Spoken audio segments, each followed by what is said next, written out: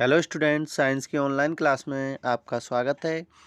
आपका जो 7th chapter चल रहा था मौसम जलवायु तथा जलवायु के अनुरूप जंतुओं द्वारा अनुकूलन, इसमें थोड़ा सा पार्ट इसका शेष रह गया था। आज उसको पढ़ते हैं और अच्छे से समझते हैं। लॉइन टेल्ड लंगूर, लॉइन टेल्ड लंगूर जिसे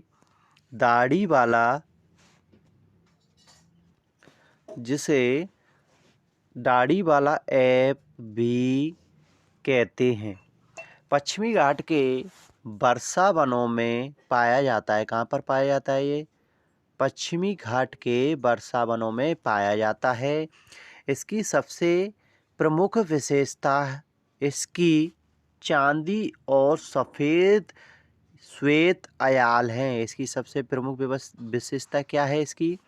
कि चांदी जैसी सफ़ेद श्वेत अयाल जो शरीर के चारों ओर, किसके चारों ओर? जो शरीर के चारों ओर गालों और चिबुक का मतलब होता है ठोड़ी तक रहती है।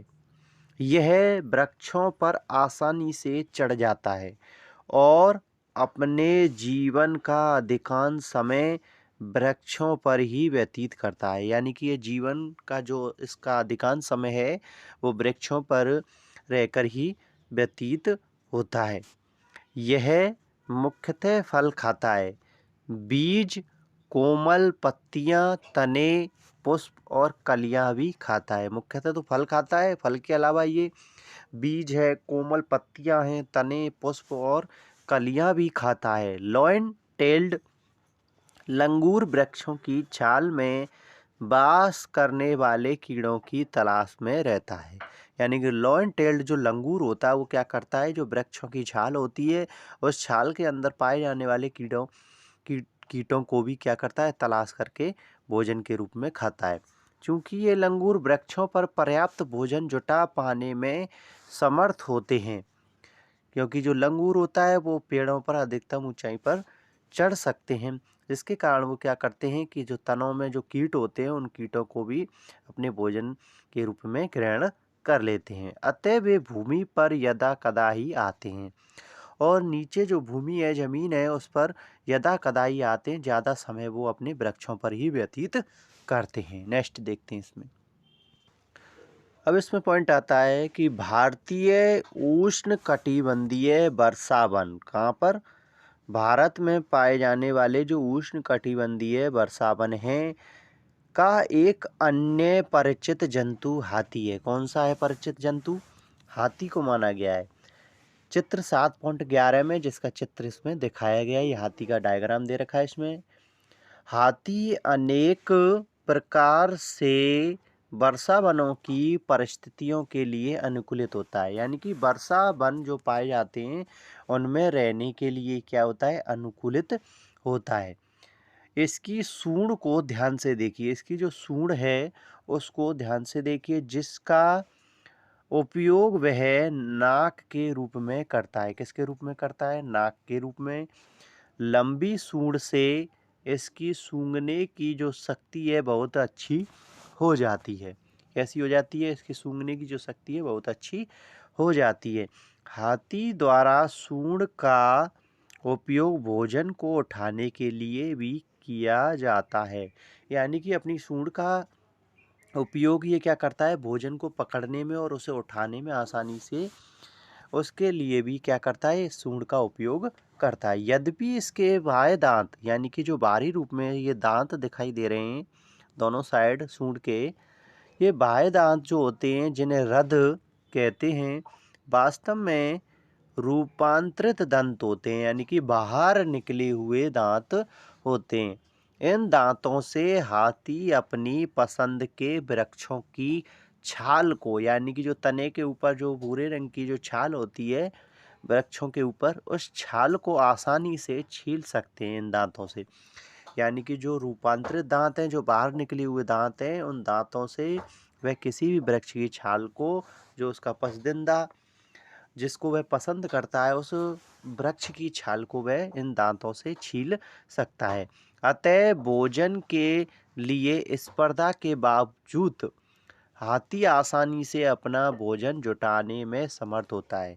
जो हाथी होता है, देखिए सभी जानवरों को या जंतुओं को या पक्षियों को भोजन की आवश्यकता होती है, और भोजन को जुटा पाने में जो हाथी है, इन सभी प्रतिस्पर्धाओं से गुजर करके भी क्या करता है, अपना भोजन प्राप्त कर लेता है आसानी से।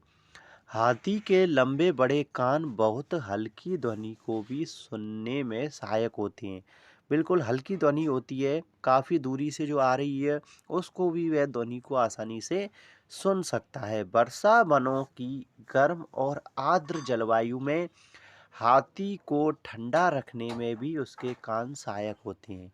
यानी कि वर्षा जो वन पाए जाते हैं वहाँ पर जो उसके गर्म वर्षा वनों में पाई जाने वाली जो जलवायु है, गर्म और आर्द्र जलवायु में हाथी को ठंडा रखने में भी उसके कान सहायक होते हैं, यानी कि कान उसकी ठंडे में सुरक्षा करते हैं। आज का आपका जो चैप्टर है वो यहीं पर समाप्त हो जाता है।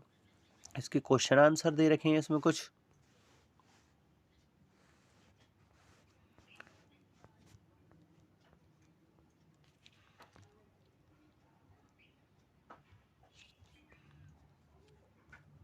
देखो क्वेश्चन आंसरों को मैं समझा रहा हूँ, उसके बाद आपको ये क्वेश्चन आंसर पीडीएफ के माध्यम से भेज दिए जाएंगे, जो आपको अपने नोटबुक में नोट कर लेने हैं। पहले समझ लें इनको थोड़ा सा।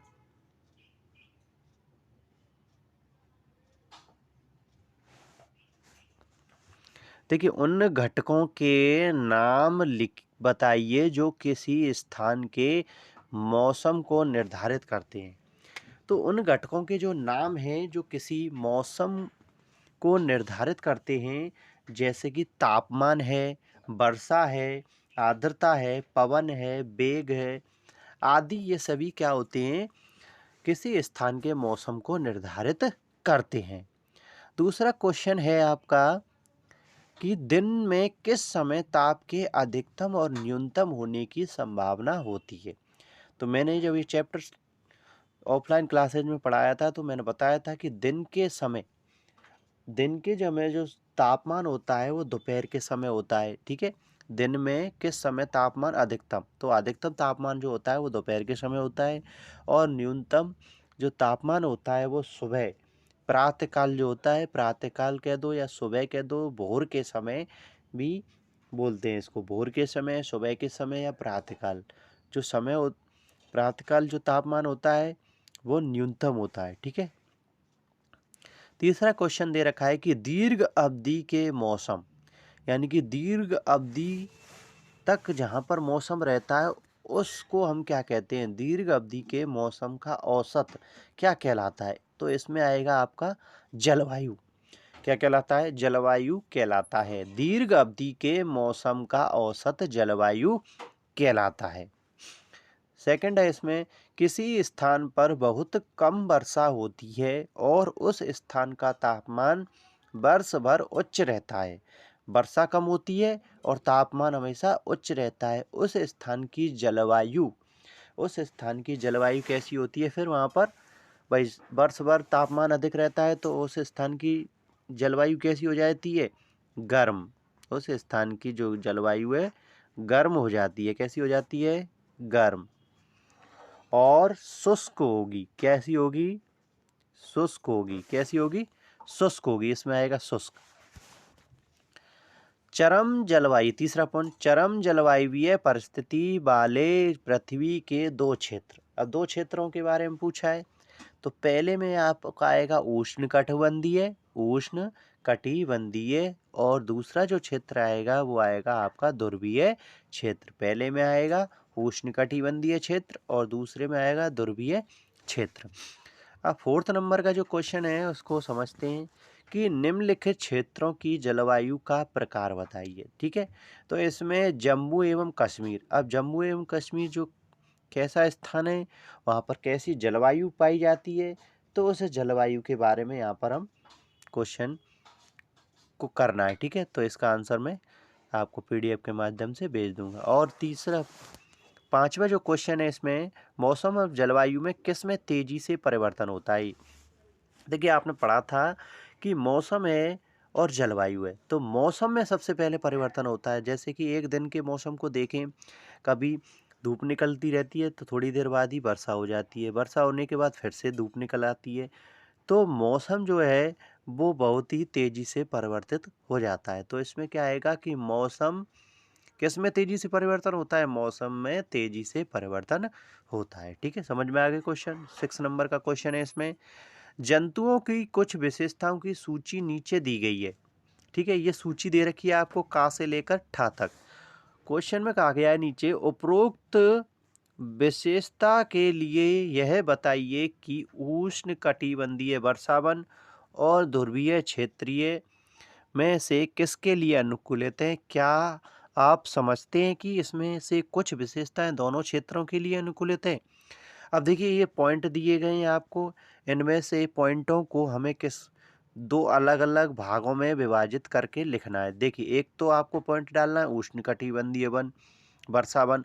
उष्णकटिबंधीय वर्षावन, इनमें से जो भी पॉइंट उष्णकटिबंधीय वर्षावन में आएंगे उन्हें हम उष्णकटिबंधीय वर्षावन में लिख देंगे, जबकि जो पॉइंट और दे रखे हैं जो ध्रुवीय क्षेत्र के अंतर्गत आएंगे उन्हें हम ध्रुवीय क्षेत्र के अंतर्गत रखते हैं। उष्णकटिबंधीय जैसे कि आहार मुख्यतः फल है, ये किस में आता है? उष्णकटिबंधीय वर्षावन। पैरों के चिपचिपे तलवे, जो मेंढक होता है उसके चिपचिपे तलवे होते हैं, तो उष्णकटिबंधीय वर्षावन में पढ़ा था हमने। अब जैसे कि ध्रुवीय क्षेत्र में कौन सा पॉइंट आएगा? ध्रुवीय क्षेत्र में सफ़ेद वाला फर आ जाएगा। ठीक है, और क्या आ जाएगा? त्वचा के नीचे मोटी, त्वचा के नीचे वसा की मोटी परत, ये पॉइंट आएगा आपका ध्रुवीय क्षेत्र। ये हमने ध्रुवीय क्षेत्र में पढ़ा था। तो इस तरीके से आपको करने हैं। उष्णकटिबंधीय 7 नंबर का क्वेश्चन है, उष्णकटिबंधीय वर्षा वन जंतुओं की विशाल जनसंख्या की आवास प्रदान करते हैं, यह समझाइए। ठीक है, तो इनके आंसर मैंने पीडीएफ के माध्यम से आपको भेज दूंगा। आज की क्लास को यहीं समाप्त करते हैं। धन्यवाद।